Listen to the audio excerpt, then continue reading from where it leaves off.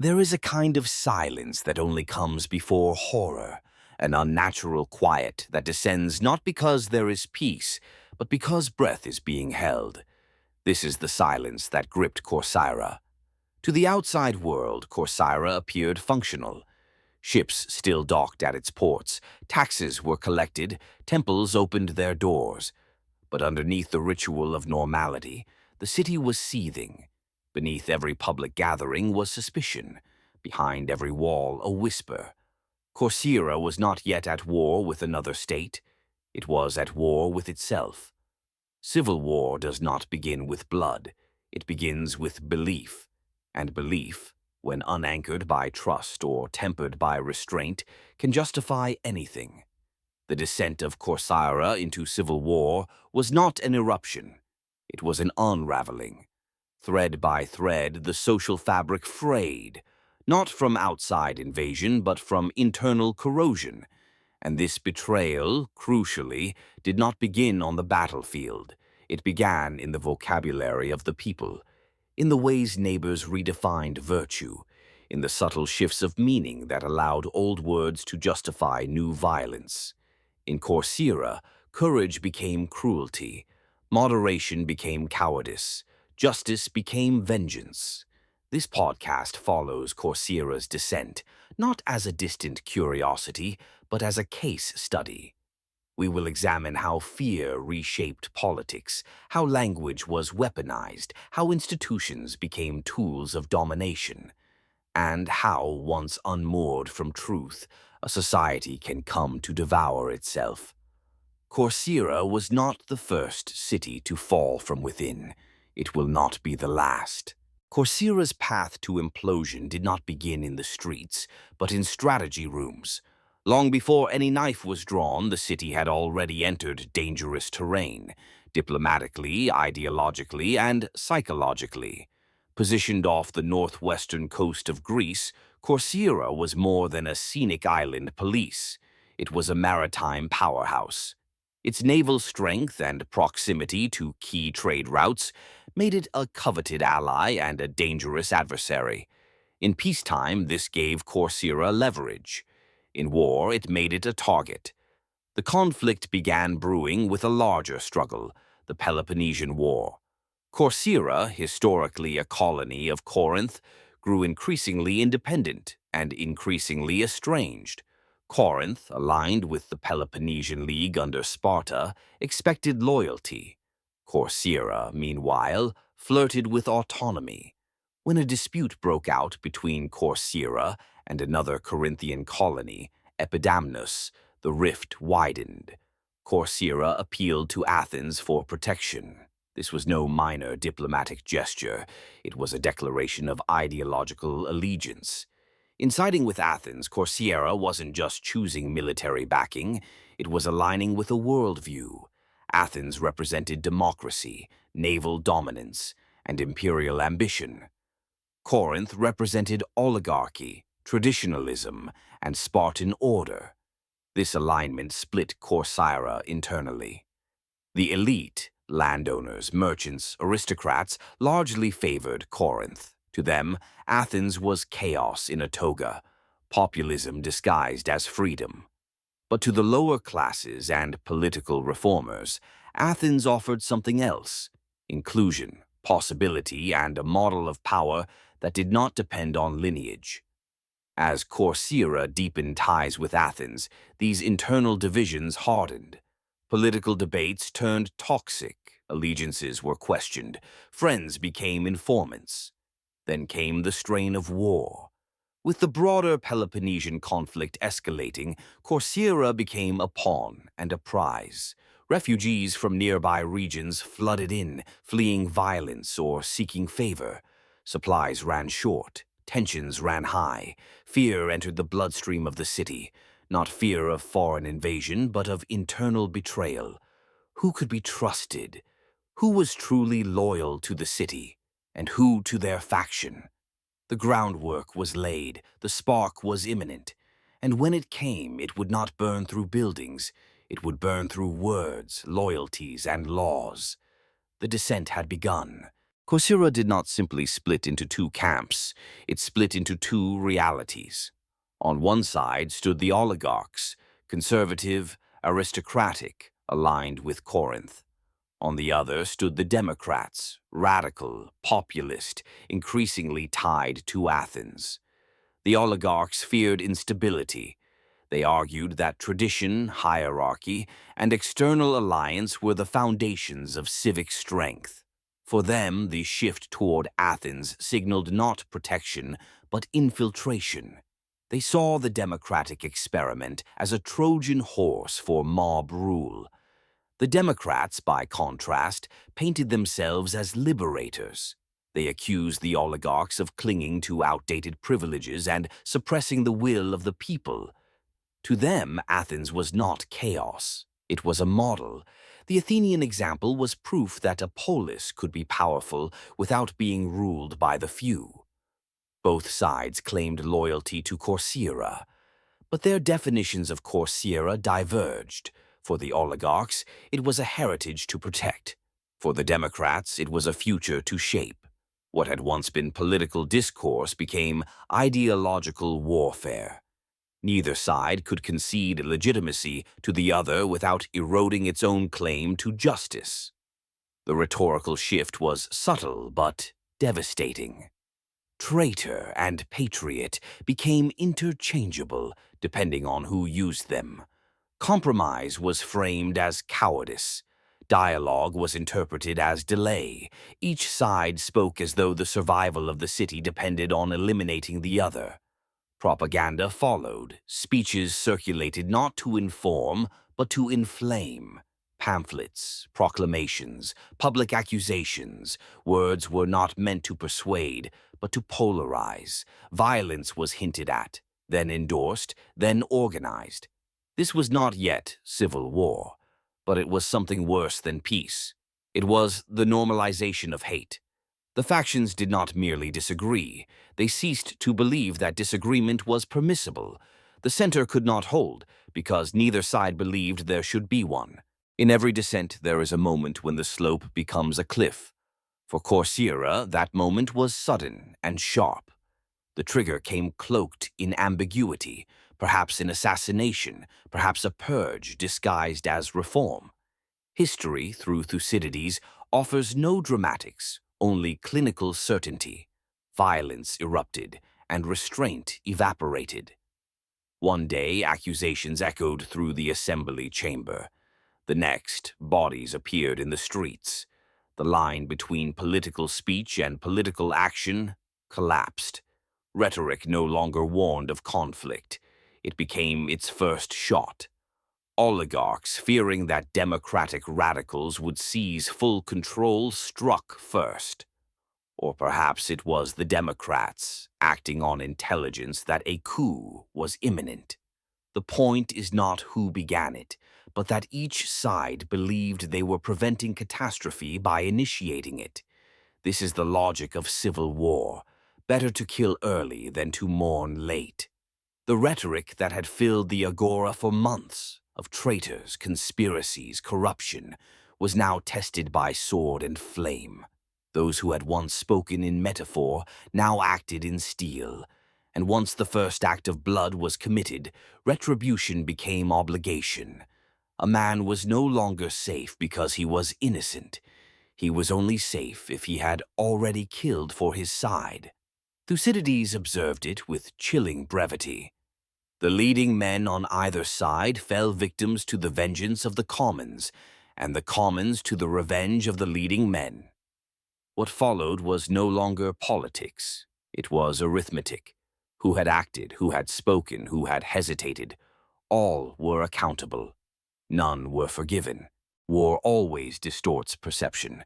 But in Corcyra, perception itself became a weapon.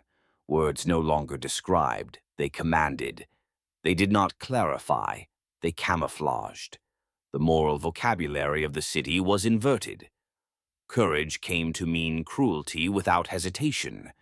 Moderation was reframed as weakness. Loyalty became blind obedience to faction.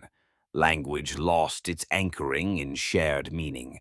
Speeches were not tools of deliberation, but instruments of incitement. Every phrase, every slogan, every title was recalibrated to serve the needs of conflict. The consequences were devastating. Public proclamations instructed citizens not how to behave, but how to suspect. Justice was no longer a principle. It was a result. Whoever survived could claim they had acted justly. Thucydides wrote, "Words had to change their ordinary meaning and to take that which was now given them." It was not poetic exaggeration. It was observation. He watched a city rename its virtues until they sanctioned vice. Even private language was infected. In homes, parents warned children not to speak too freely. Neighbors avoided casual greetings. Silence became wisdom. Speech became risk. Truth no longer had defenders, only users. Everyone became a rhetorician, shaping words to shield themselves or strike others. If the polis had once relied on shared ideals to sustain itself, those ideals had now been linguistically gutted. And when language collapses, so too does memory. If cruelty can be named courage, and betrayal can be called patriotism, then history itself becomes a battlefield. What Corcyra experienced was not just political civil war. It was epistemic civil war, the deliberate destruction of meaning. And from such destruction, no side emerges clean. Once the boundaries of language collapsed, violence flowed freely and with purpose. Corcyra was no longer a city in conflict. It was a machine of destruction. The killing was no longer chaotic. It was organized, deliberate, and, most chillingly, normalized. Lists were drawn up. Notations were made. Households were marked. This was not a riot. It was a reckoning. Those who had once argued for moderation, who had pleaded for balance, compromise, or delay, were now targeted first. Not because they posed the greatest danger, but because they posed the greatest ambiguity. The moderate was a mirror. He reminded both sides that other paths had once been possible. In a world of absolutes, ambiguity became the enemy. Executions occurred not in the shadows, but in public squares. Bodies were hung, displayed, left to rot in communal spaces. These were not warnings to one faction. They were declarations to all. Neutrality is treason. What is often lost in our modern telling is how bureaucratic it all became. The apparatus of the state, its courts, its assemblies, its administrators, continued to function.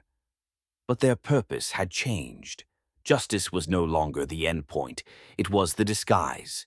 Trials were held with predetermined verdicts. Testimonies were scripted, confessions extracted. Legal forms were followed. But the spirit was extinguished. The semblance of law cloaked the machinery of vengeance. And the people? Many watched. Some participated. A few fled. But most remained. Because fear is not always loud. Sometimes it is quiet acquiescence. Neighbors turned on each other, not out of ideology, but out of calculation. Better to accuse than to be accused. Better to name someone else than to risk your own name appearing on the next list. This is the horror of Corcyra, not that it descended into violence, but that it did so efficiently. Systematic atrocity is not the breakdown of society, it is the perversion of its structures. The assembly still met, the guards still stood, the scribes still wrote, but everything they did served a different master now. Not justice, not order, only fear. And fear, once enthroned, does not need to shout. It whispers and is obeyed. Institutions are supposed to hold firm when emotions run wild. They are society's immune system, designed to protect against the fever of the moment. But in Corcyra, those institutions did not fail. They were inverted. The assembly, once a site of debate, became a theater of vengeance. Citizens still gathered, still voted, but the outcomes were predetermined by factional force. Speakers did not persuade, they performed. The courts issued verdicts, the magistrates collected names, the guards enforced sentences. Yet, these actions, though procedural, were no longer lawful. They had become ceremonial rituals of punishment. No longer was the law a tool of balance. It was a weapon, selectively applied and retroactively justified. Thucydides notes how civic processes remained intact in appearance while rotting in purpose. It is this dissonance between form and function that makes Corcyra so haunting. The city did not fall into chaos. It calcified into cruelty, even the architecture of democracy. The very rooms where voices once clashed in policy now echoed with accusations, confessions, and silence. Neutrality became guilt. Due process became delay. Delay became danger. The tragedy was not merely that people died, it was that the city pretended they died lawfully. Nothing corrodes justice faster than its imitation, and so Corcyra's institutions did not collapse. They endured, but hollowed. They resembled order, but they enforced fear. To the outside observer, Corcyra still functioned. Its leaders issued decrees, its councils convened. But beneath the facade, the soul of governance was gone. Justice had become a memory, law, a mask, and order, a stage upon which vengeance dressed itself in robes of legitimacy. When the blood dried and the shouting stopped, Corcyra still stood. But it was not the same city. The physical walls remained. The streets still bore their names. The markets reopened. But the people, those who survived, had become something else. Cautious, fragmented, suspicious of stability because they had seen how easily it turned. Entire families had vanished, their homes reclaimed by neighbors or left abandoned. Others returned from exile, only to find their allies dead, their alliances irrelevant. The city was full, but hollow. Demographically, Corcyra changed. Refugees who had once poured in fled again, this time from the city itself. Veterans of the factional slaughter lived side by side with the widows of those they'd condemned. There were no true victors, only survivors. The psychological toll endured longer than any military loss. The war had not only scarred the body of the police, it had warped its memory. Children grew up hearing different versions of the same year. In one home, the Democrats were martyrs. In another, murderers. History became tribal. Corcyra's influence in the wider Peloponnesian War waned. Once seen as a valuable naval ally, it became a cautionary tale, proof that internal division made a city more liability than asset. Athens and Sparta both distanced themselves. Trade slowed, alliances cooled. The name Corcyra came to mean something else. Not power, but instability. And yet, Corcyra endured. It did not vanish from the map. It continued, awkwardly, as many damaged states do, functioning but fragile. The memory of its descent lived on, not through civic ceremony, but through silence. What could not be taught was felt, and that memory reached beyond Corcyra because of one man, Thucydides. He wrote of the city not to pity it, nor to blame it, but to understand it. In his cold chronicle, Corcyra becomes more than a tragedy. It becomes a lens through which we see how close any society lives to self-destruction. The legacy of Corcyra is not in its ruins. It is in the warning it gives. That collapse is not always loud. Sometimes it is procedural. Sometimes it looks like justice. Sometimes it calls itself survival. And sometimes it wins. What happened in Corcyra was ancient, but it is not distant. Today, we do not gather in assemblies. We log into platforms. We do not shout from rooftops. We post, we share, we go viral. But the mechanics are eerily similar. Our language, too, is shifting. Words like traitor, enemy, hero, and justice are flung across digital landscapes with as little care and as much consequence as in the streets of Corcyra. Each faction has its own lexicon, each cause its own purity test. And just as in Corcyra, moderation is under siege. The voices that urge restraint, reflection, or complexity are drowned out by the demand for immediate outrage. Algorithms reward heat, not thought. Nuance is punished as weakness. Online spaces become tribunals. Context is stripped away. Accusations are enough. Digital mobs assemble, attack, and move on. Careers are ended, lives disrupted, and all without a trial. We tell ourselves that this is different, that no one dies from tweets. But reputations do. Relationships do. Communities fracture. And violence, though often not physical, becomes psychological, persistent, personal, and public. The rituals of outrage are now woven into daily life.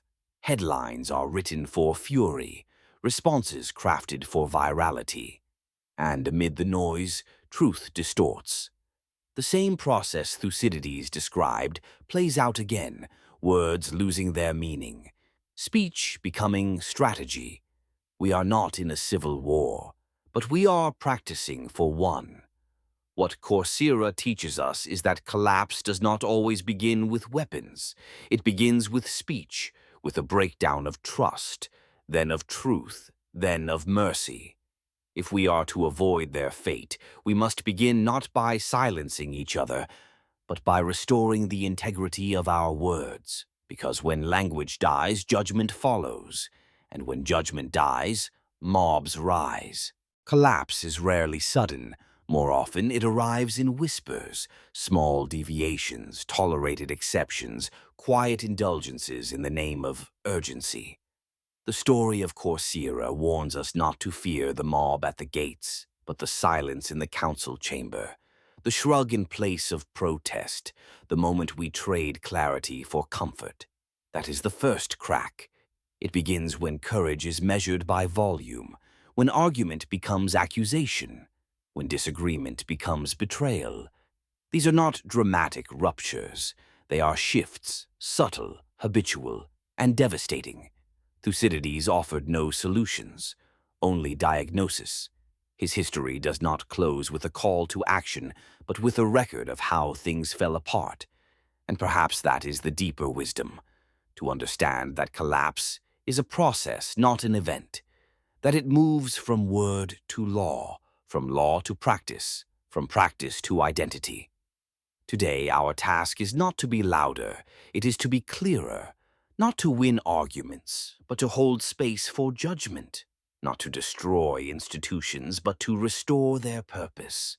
We cannot change the past, but we can remember it, and through memory we may learn to notice the crack before it spreads. Truth does not die in a single moment.